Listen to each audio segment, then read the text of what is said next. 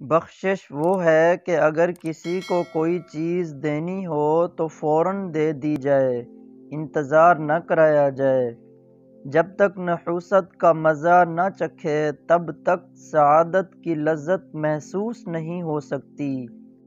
احمق کے ساتھ بردباری کا برتاؤ کرنے سے مددگاروں میں اضافہ ہوتا ہے۔ قرآن نور اور دین کامل ہے، جو حکم بھی دیتا ہے، منع بھی کرتا ہے، خاموش بھی ہے اور گویا بھی۔ لمبی لمبی امیدیں باندھنے سے پرہیز کرو کہ یہ خدا کی عطا کردہ نعمتوں کو تمہاری نظروں میں حقیر کر دیتی ہے۔ جسے یہ معلوم ہو کہ اس کا کلام عمل کے مطابق ہے، وہ کم بولے گا اور بوقت ضرورت بولے گا۔ آنکھیں ظاہری بینائی سے خدا کا ادراک نہیں کر سکتی، لیکن دل حقائق ایمان کی روشنی میں اس کا ادراک کر سکتے ہیں۔ آزادی کی حفاظت نہ کرنے والا ہمیشہ غلامی میں گرفتار ہو جاتا ہے۔